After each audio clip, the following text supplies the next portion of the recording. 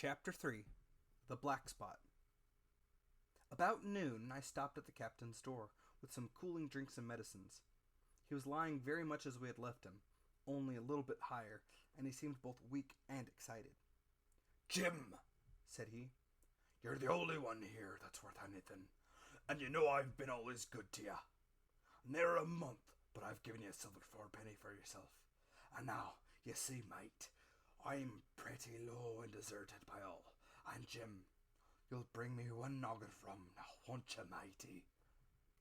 "The doctor," I began, and he broke in, cursing the doctor in a feeble voice but heartily. "Doctors is all swabs," he said. "And that doctor there, why, what do he know about seafaring men?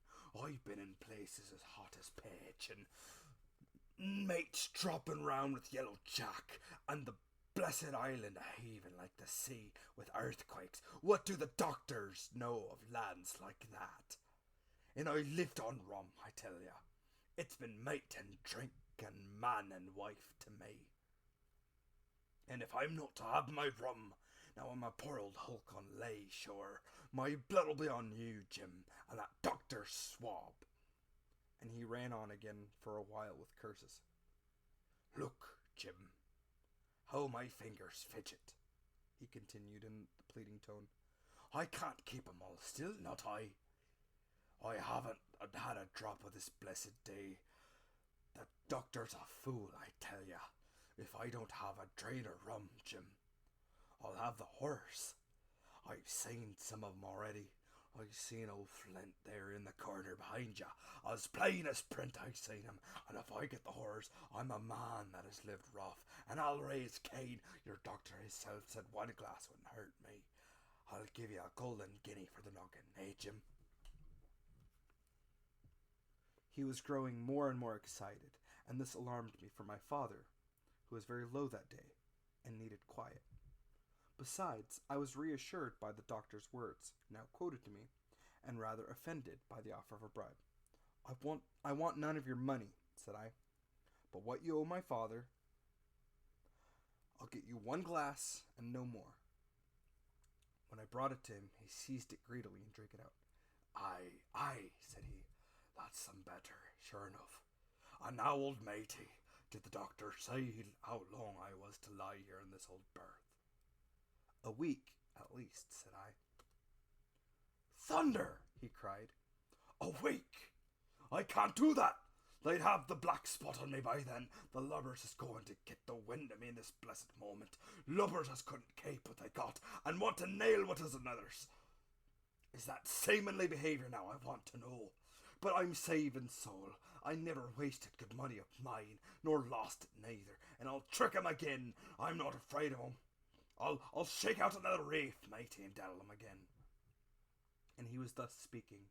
He had risen from bed with great difficulty, holding to my shoulder with a grip that was almost to make me cry out, and moving his legs like so much dead weight.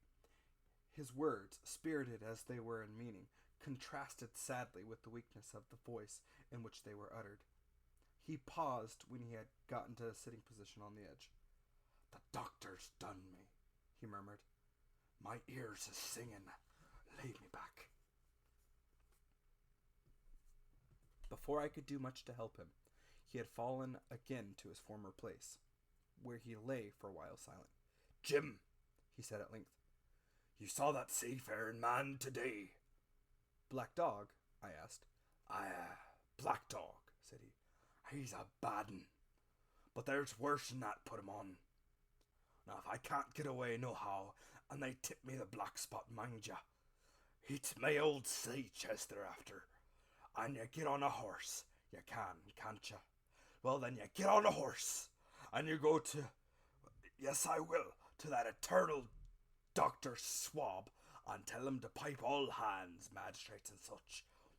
And he'll lay 'em aboard the Admiral Benbow. All old Flint's crew, man and boy, all on 'em that's left. I was first mate, I was. Old Flint's first mate. And I'm the only one as knows the place. I gave it to mate to Savannah when he lay a-dying, like as if I was to know, you say. But you won't peach unless they get the black spot on me, or unless you see that black dog again, or seafaring man with one leg, Jim. Him above all. But what is a black spot, Captain? I asked. That's a summons, mate. I'll tell you if they get that. But you keep your weather eye open, Jim, and I'll share with you equals upon my honor.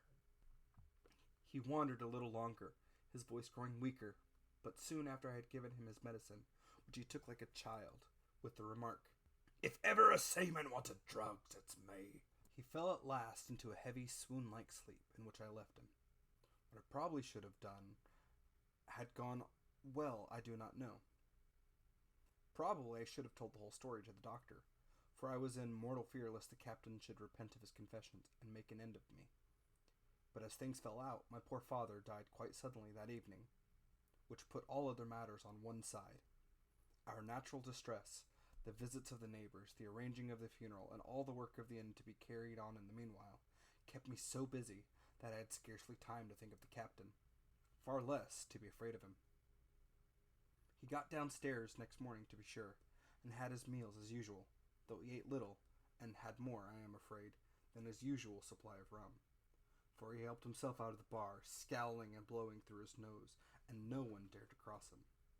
On the night before the funeral, he was as drunk as ever, and it was shocking in that house of mourning to hear him singing away at his old, ugly sea-song. But weak as he was, we were all in the fear of death for him, and the doctor was suddenly taken up with a case many miles away, and I was never near the house after my father's death. I have said the captain was weak, and indeed he seemed to grow weaker than regain his strength. He clambered up and down stairs, and went from parlor to the bar and back again, and sometimes put his nose out of doors to smell the sea, holding on to the walls as he went for support, and breathing hard and fast like a man on a steep mountain. He never particularly addressed me, and it is my belief he as good as forgotten his confidences, but his temper was more flighty, and allowing for his bodily weaknesses, more violent than ever. He had an alarming way now, when he was drunk, of his drawing his cutlass, and laying it bare before him on the table. With all that, he minded people less, and he seemed to shut up in his own thoughts, and rather wandering. Once, for instance, to our extreme wonder, he piped up a different air, a kind of country love song that he must have learned in his youth before he had begun to follow the sea. So things passed until the day after the funeral, and about 3 o'clock of a bitter, foggy, frosty afternoon, I was standing at the door for a moment, full of sad thoughts about my father, when I saw someone drawing slowly near along the road. He was plainly blind, for he tapped before him with a stick, and wore a great green shade over his eyes and nose, and he was hunched as if with age or weakness, and wore a huge old tattered sea cloak with a hood that made him appear positively deformed. I never saw in my life a more dreadful looking figure.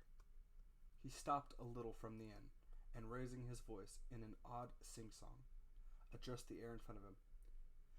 "Will any kind friend inform a poor blind man who has lost the precious sight of his eyes in the gracious defence of his native country, England, and God bless King George, where or in what part of this country he may be now?"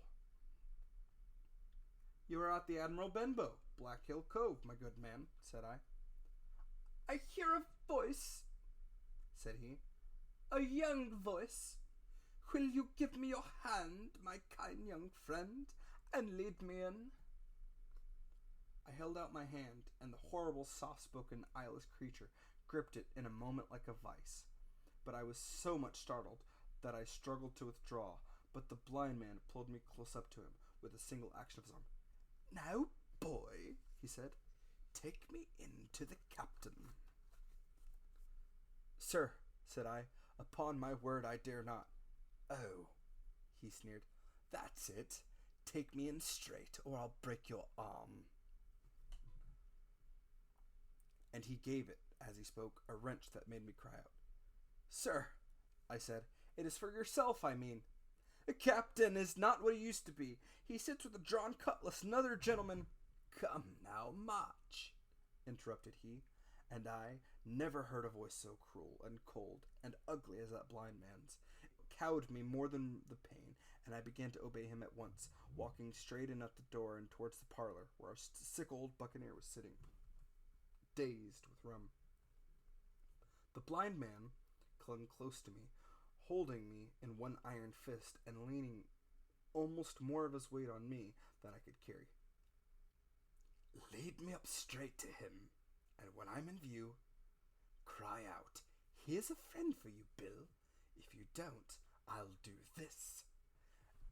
And with that, he gave me a twitch that I thought would have made me faint. Between this and that, I was so utterly terrified of the blind beggar that I forgot my terror of the captain, and as I opened the parlor door, cried out the words he had ordered in a trembling voice, go tap tap tapping into the distance. The poor captain raised his eyes, and at one look the rum went out of him, and left him staring sober.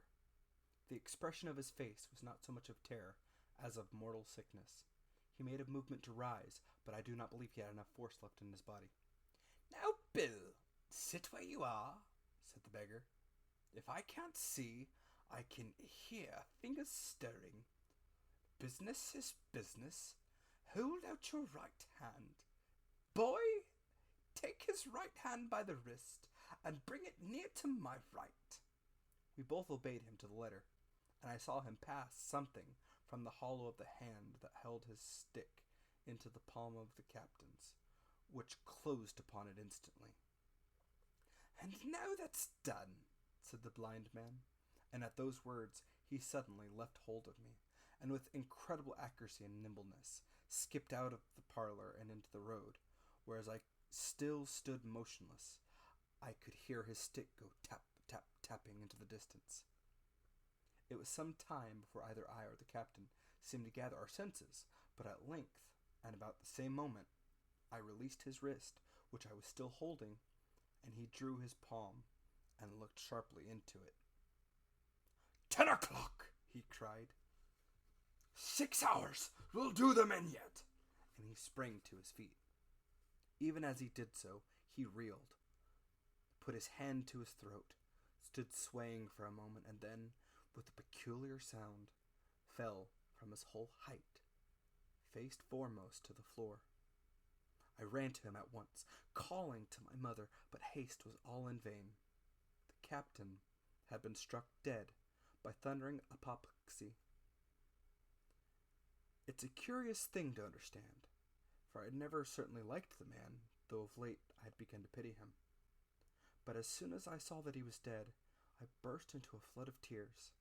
It was the second death I had known, and the sorrow of the first was still fresh in my heart.